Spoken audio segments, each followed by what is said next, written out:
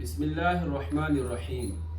نبی کا زمین پر پیدا ہو جانا میلاد ہے، تو نبی کا عرش پر چلے جانا معراج ہے۔ نبی کا فیض الہی پانے کے لیے جانا معراج ہے، تو نبی کا فیض الہی لٹانا میلاد ہے۔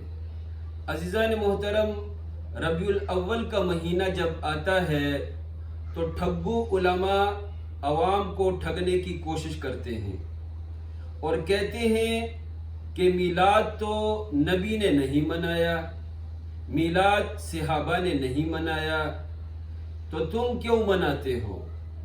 عزیزان محترم، آپ ان لوگوں کے ٹھگنے سے خود کو بچائیے۔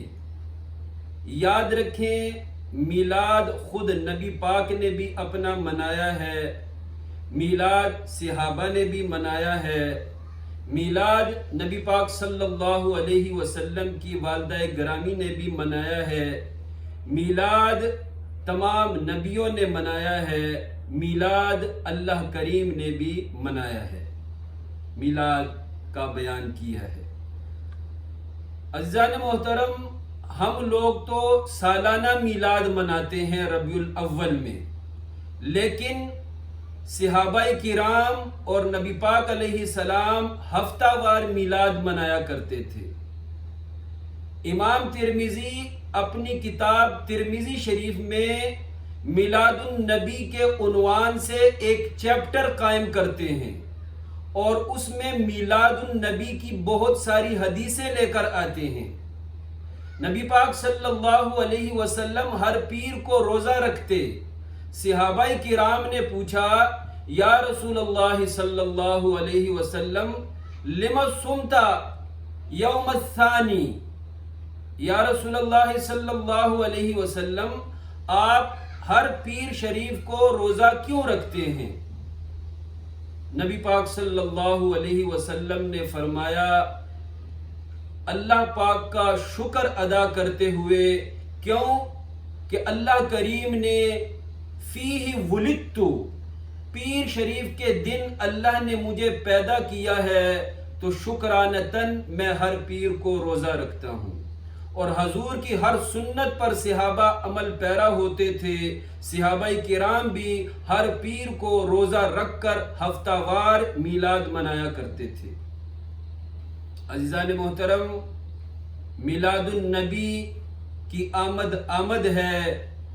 میلاد النبی وہ اعلیٰ کام ہے کہ نبی پاک علیہ السلام نے خود منایا، صحابہ نے بھی ہفتہ وار منایا، اور حضور صلی اللہ علیہ وسلم کی والدہ گرامی حضرت آمنہ رضی اللہ عنہا، وہ بھی اپنے پیارے پیارے بیٹے کا میلاد خود بیان کرتی ہیں۔ حضرت آمنہ رضی اللہ عنہا فرماتی ہیں کہ جب تک میرا بیٹا میرے بطن میں رہا کبھی بھی مجھے تکلیف نہیں دی، اس پورے عرصے میں مجھے کبھی بھی درد شکن نہیں ہوا۔ حضرت آمنہ رضی اللہ عنہا اپنے بیٹے کا میلاد خود بیان کرتے ہوئے فرماتی ہیں کہ جب تک میرا بیٹا میرے بطن میں رہا مجھے دیگر انبیاء آ کر خواب میں بشارت دیتے۔ کبھی آدم علیہ السلام خواب میں آتے اور مجھے بشارت دیتے کہ دنیا کا سب سے عظیم انسان آپ کی گود میں آنے والا ہے۔ کبھی حضرت شیس علیہ السلام خواب میں آ کر بشارت دیتے کہ آمنہ مبارک ہو تجھے، دنیا کا سب سے اچھا انسان تیری گود میں آنے والا ہے۔ کبھی نوح علیہ السلام خواب میں آ کر بشارت دیتے، آمنہ مبارک ہو تجھے، دنیا کا سب سے اچھے اخلاق والا انسان تیری گود میں آنے والا ہے۔ دیگر انبیاء مجھے خواب میں آ کر بشارتیں دیتے، یہاں تک کہ بڑی رات آ گئی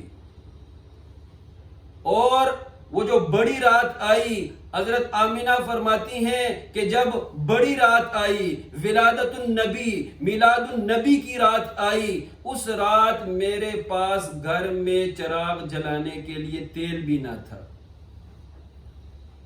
میرے پاس گھر میں چراغ جلانے کے لیے تیل بھی نہ تھا، اور اس وقت گھر میں کوئی دایا بھی نہیں تھی، بالکل پورے گھر میں اکیلی میں۔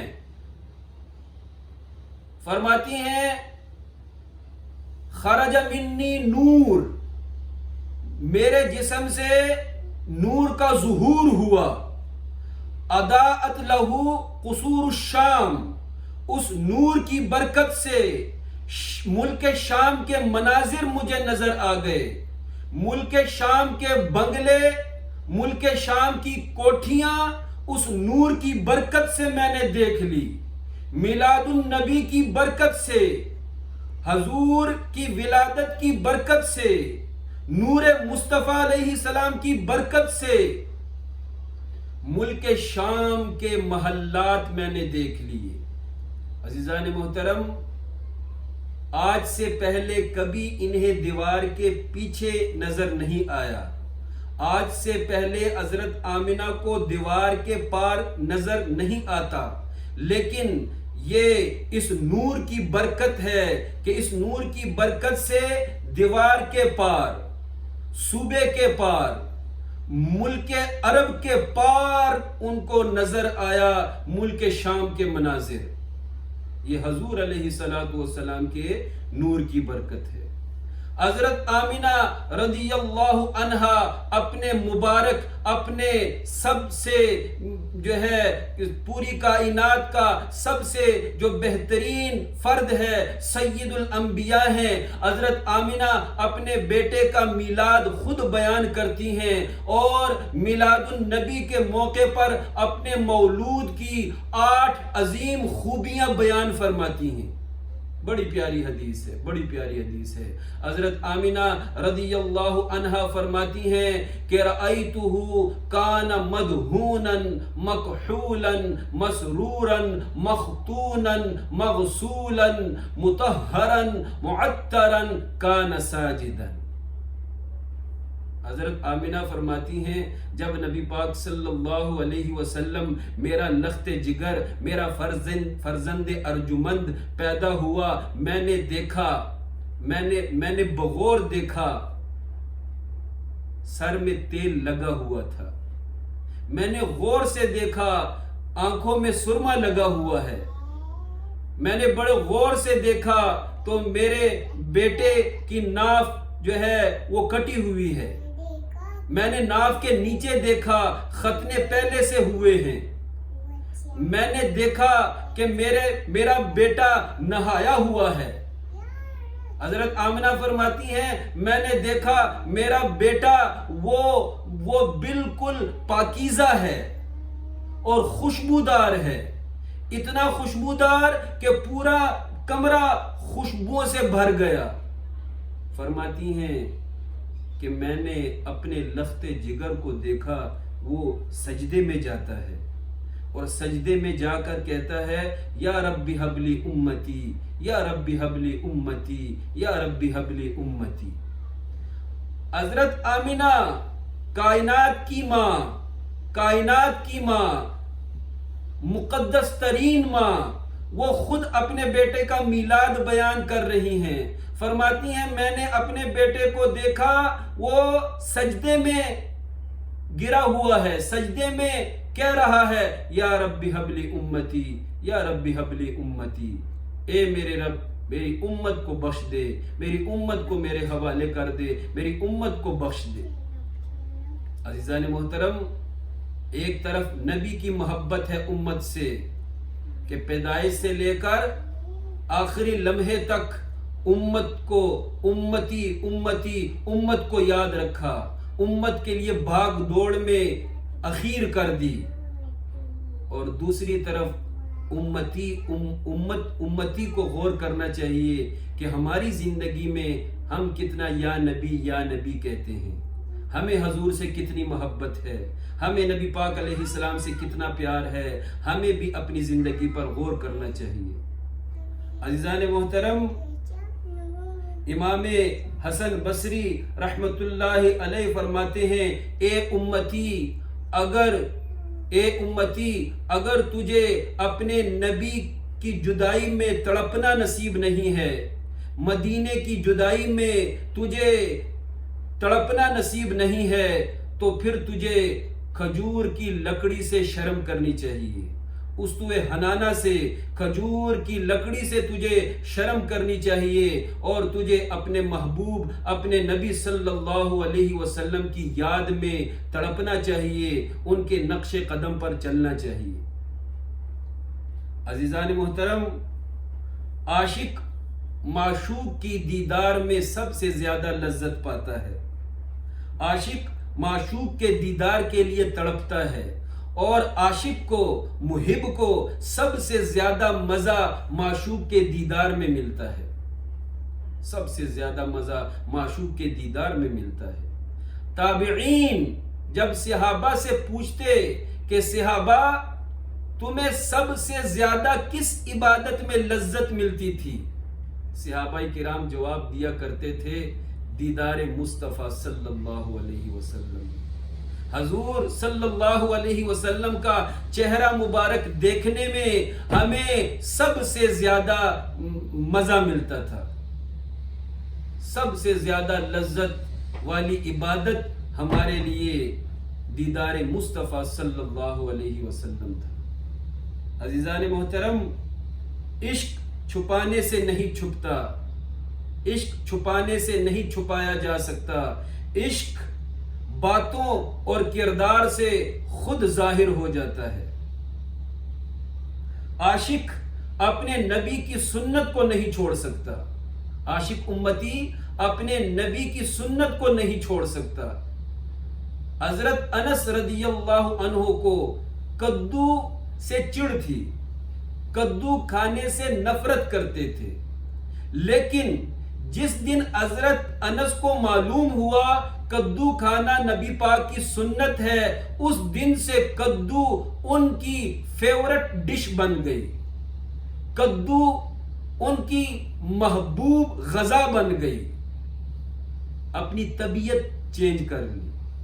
عزیزان محترم، ایک دفعہ حضرت حذیفہ بن یمان رضی اللہ عنہ، جو رازدان مصطفیٰ علیہ السلام صحابی ہیں، جو فاتح ایران ہیں، ملک ایران کے بادشاہ نے حضرت حذیفہ کو دعوت خاص پر بلایا شاہی محل میں، کسریٰ نے شاہی محل میں دعوت خاص پر بلایا۔ حضرت حذیفہ دعوت خاص میں پہنچے، وزراء بیٹھے ہوئے ہیں، بڑے بڑے لوگ بیٹھے ہوئے ہیں، دسترخوان لگا ہوا ہے، حضرت حذیفہ رضی اللہ عنہ کھانا کھا رہے ہیں، ایک نوالا منہ سے گرا، دسترخوان پر گرا، حضرت حذیفہ منہ سے گرے ہوئے لقمے کو اٹھانے لگے، پاس بیٹھے ہوئے وزیر مسلمان نے کہا، کوہنی مار کر سمجھایا کہ لقمہ نہیں اٹھانا، ورنہ یہ ایرانی لوگ ہم صحابہ کو کنجوس سمجھیں گے، ہمیں بھوکا سمجھیں گے، لہذا لقمہ نہیں اٹھانا۔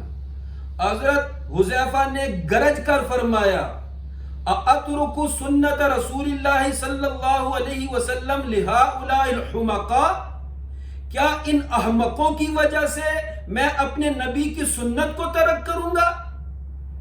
دسترخوان سے گرا ہوا لقمہ کھانا سنت ہے، کیا ان کافر وزیروں کی وجہ سے میں اپنے نبی کی سنت کو چھوڑوں گا؟ ہرگز نہیں ہو سکتا۔ اور پھر آپ نے لقمہ اٹھا کر کھا لیا۔ عزیزان محترم، عاشق امتی کسی موقع پر بھی اپنے نبی کی، اپنے محبوب کی سنت نہیں چھوڑ سکتا۔ یاد رکھیں، اطاعت نبی سے ایمان ملتا ہے، اور اتباع نبی سے لذت ایمان ملتا ہے۔ جو کچھ بھی ملتا ہے نبی کے وسیلے سے ملتا ہے۔ عزیزان محترم، میلاد النبی ہر نبی نے منایا ہے۔ حضرت آدم علیہ السلام دنیا میں تشریف لائے، اپنی امت سے فرمایا میں نے اللہ کا کلام تو سنا ہے لیکن اللہ کو دیکھا نہیں ہے۔ ایک دور میں آخری نبی آئے گا، وہ اللہ سے ہم کلام بھی ہوگا اور اللہ کا دیدار بھی کرے گا۔ یہ میلاد بیان ہو رہا ہے۔ حضرت شیس علیہ السلام آئے اور انہوں نے عوام کو باخبر کیا کہ قیامت سے پہلے آخری نبی آئے گا، وہ اللہ سے ہم کلام بھی ہوگا اور اللہ کا دیدار بھی کرے گا۔ نوح علیہ السلام نے اپنی قوم کو بتایا میں نے اللہ کی بات تو سنی ہے، میں نے اللہ کا کلام تو سنا ہے لیکن اللہ پاک کو دیکھا نہیں ہے۔ قیامت سے پہلے آخری نبی آئے گا جو اللہ پاک سے ہم کلام بھی ہوگا اور اللہ پاک کا دیدار بھی کرے گا۔ اسی طرح ہر نبی نے اپنی امت کو، اپنی قوم کو یہ خبر دی کہ ہم نے تو صرف اللہ کا کلام سنا ہے لیکن آخری نبی وہ اللہ سے ہم کلام بھی ہوگا اور اللہ پاک کا دیدار بھی کرے گا۔ یہ کیا ہے؟ یہ میلاد ہے۔ یہ ہر نبی اپنے دور میں میلاد بیان کر رہا ہے، حضور کی نعت بیان کر رہا ہے۔ عزیزان محترم، اللہ پاک نے بھی اپنے محبوب کا میلاد بیان کیا ہے۔ حدیث قدسی ہے، اللہ کریم فرماتا ہے لولاک لما خلقت الافلاک، اے محبوب صلی اللہ علیہ وسلم، اگر آپ کو پیدا نہ کرتا میں پوری دنیا پیدا نہ کرتا۔ آپ کی برکت سے کائنات کو پیدا کیا ہے۔ اے محبوب، آپ کی برکت سے میں نے یہ پوری دنیا پیدا کی ہے۔ عزیزان محترم، حضور وجہ کائنات ہیں، حضور سبب تخلیق کائنات ہیں۔ آپ کو پیدا کرنا مقصود تھا، اس لیے میں نے یہ پوری دنیا پیدا کی۔ ایک دور تھا، لاکھوں سال پہلے، لاکھوں اربوں سال، اربوں خربوں سال پہلے صرف اللہ تھا اور کچھ بھی نہیں تھا۔ پھر اللہ پاک نے فیصلہ فرمایا کہ میری ربوبیت ظاہر ہونی چاہیے، مجھے میری عظیم طاقتوں سے پہچانا جائے۔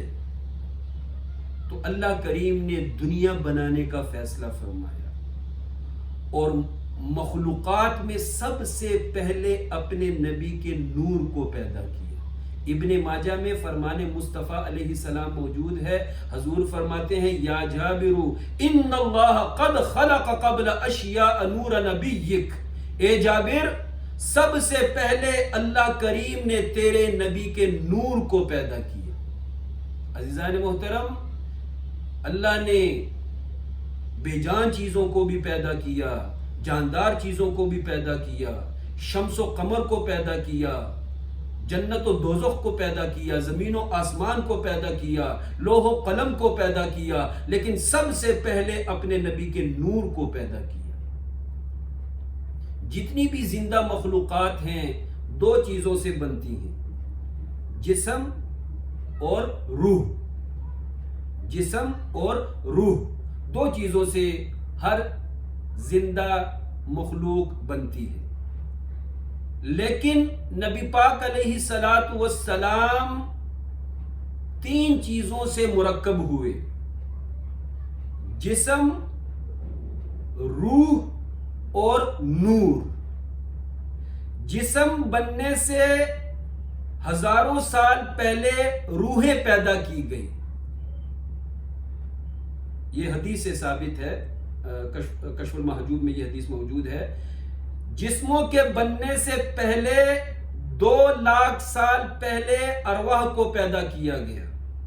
تو یاد رکھیں نبی پاک صلی اللہ علیہ وسلم کا جسم اقدس دنیا میں تشریف لایا وہ تو 571 سن عیسوی تھی، لیکن اس سے ہزاروں سال پہلے حضور صلی اللہ علیہ وسلم کی روح پیدا ہو چکی تھی، جس میں مصطفیٰ سے ہزاروں سال پہلے روح مصطفیٰ پیدا ہو چکی تھی، اور روح مصطفیٰ علیہ السلام سے لاکھوں سال پہلے نور مصطفیٰ پیدا کر دیا گیا تھا۔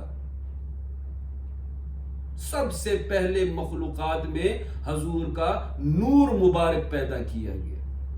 یہ حضور کا کمال ہے، یہ حضور کا کمال ہے۔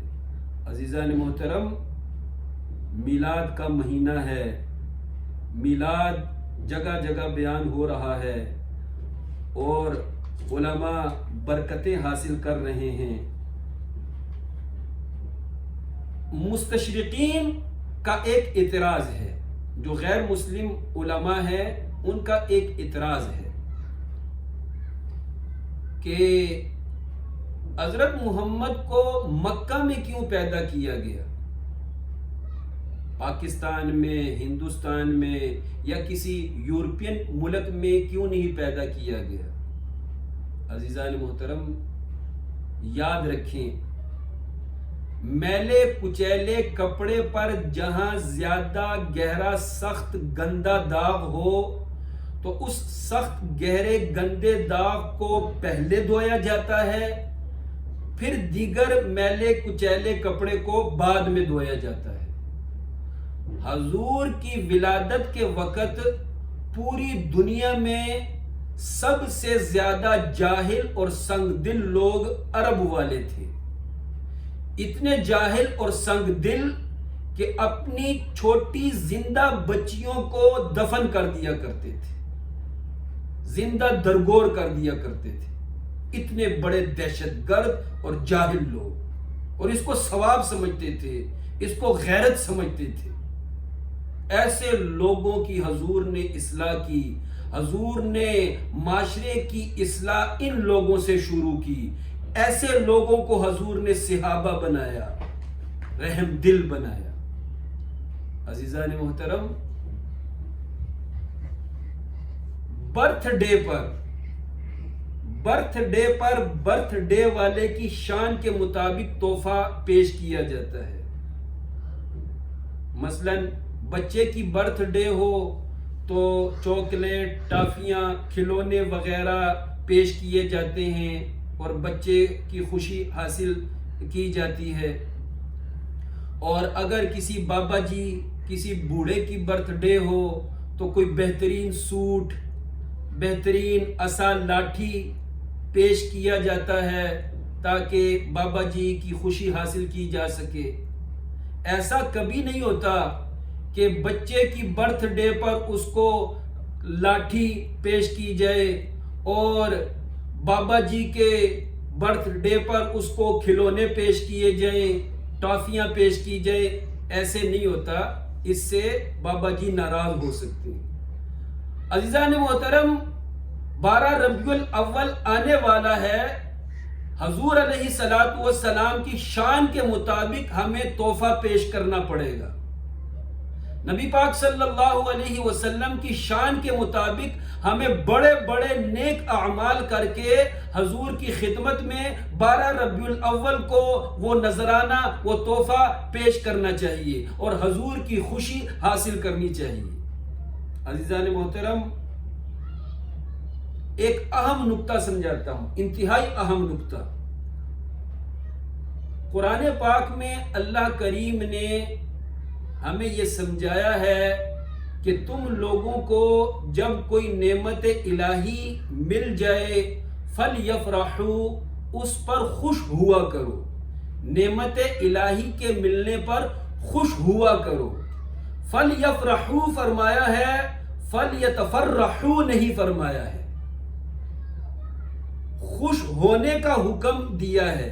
خوش ہونا اور چیز ہے اور خوشی منانا اور چیز ہے۔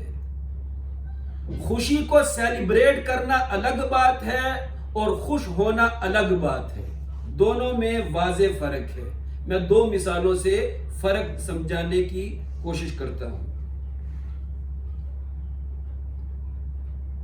جب کسی گھر میں بچہ پیدا ہوتا ہے تو بچے کے پیدا ہونے پر گھر والے خوش ہوتے ہیں، تمام گھر والوں کے چہروں پر خوشی جھلک رہی ہوتی ہے، خوشی جھلک رہی ہوتی ہے، گھر والوں کے کاموں سے خود پتہ لگ جاتا ہے کہ گھر والے واقعی خوش ہیں۔ لیکن اسی بچے کو جب 1 سال گزر جائے، اس کی سالگرہ آتی ہے، تو گھر والے پھر خوشی مناتے ہیں۔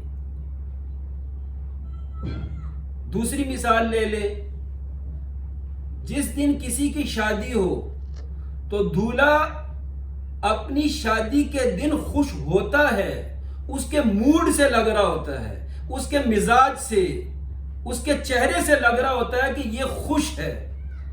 لیکن جب سال گزرتا ہے اور ہیپی اینیورسری ڈے آتا ہے تو وہ خوشی مناتا ہے، اپنی شادی کا 1 سال گزرنے پر وہ خوشی مناتا ہے۔ تو خوش ہونا اور خوشی منانے میں فرق ہے۔ پتہ چلا نعمت الہی ملنے پر خوش ہونا خوشی منانے سے زیادہ بڑی نیکی ہے۔ خوش ہونا آمادہ کرتا ہے دوسروں کے ساتھ اچھا سلوک کرنے پر۔ میلاد والے دن ہم نے خوش ہونا ہے، میلاد والے دن ہم نے نعمت الہی، نعمت عظمیٰ پر خوش ہونا ہے، ہم نے فَلْيَفْرَحُوا پر عمل کرنا ہے۔ ہمارے موڈ سے واضح ہونا چاہیے کہ ہم خوش ہیں، ہمارے اچھے کاموں سے واضح ہو کہ ہم خوش ہیں۔ 12 ربیع الاول کو غریبوں کی خدمت میں اخیر کر دیں، اپنی ذاتی رنجشیں ختم کر دیں، ناراض رشتہ داروں کو، ناراض دوستوں کو گھر میں محفل میلاد پر بلا کر گلے لگا لیں۔ عزیزان محترم، اس دن ہمارا موڈ ایسا ہونا چاہیے کہ ہم خوشی کی انتہا ہو جائے، ہم خوش نظر آئیں، خوشی کی انتہا ہو جائے۔ عزیزان محترم، بالخصوص اپنے گھر محفل میلاد کا اہتمام کرنا ہے۔ اس کے لیے پروفیشنل نعت خوان، خطیب بلانا ضروری نہیں۔ کیوں؟ غریب آدمی گھر کا سامان فروخت کر کے ہی پروفیشنل لوگوں کو بلا سکتا ہے، یا پھر کوئی کمیٹی نکل آئے تب ہی کماؤ نعت خوانوں کو بلایا جا سکتا ہے۔ لہٰذا ہم نے اپنی استطاعت کے مطابق محفل میلاد منانا ہے۔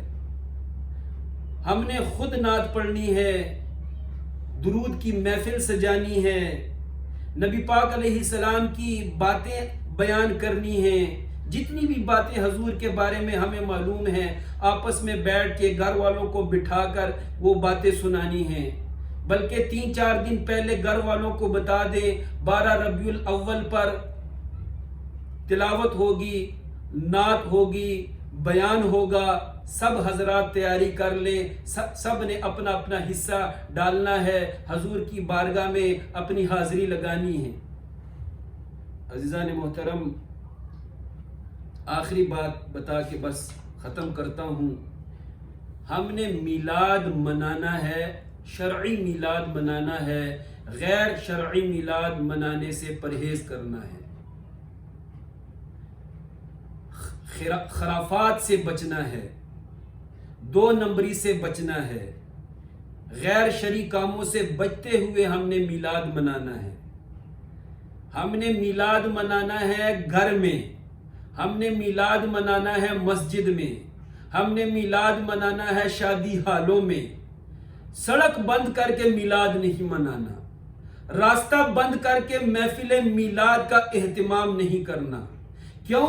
اس لیے کہ حضور نے، ہمارے نبی پاک علیہ السلام نے راستے کے حقوق بیان کرتے ہوئے فرمایا ہے کہ راستے میں کھڑے نہیں ہونا، راستے میں رکاوٹ پیدا نہیں کرنی۔ تو خدارا راہگیروں پر ترس کیجئے اور سڑک بند کر کے محفل میلاد نہ منائیں، سڑک بند کر کے، راستہ بند کر کے محفل میلاد منانا یہ ثواب کی بجائے الٹا گناہ ہو جاتا ہے۔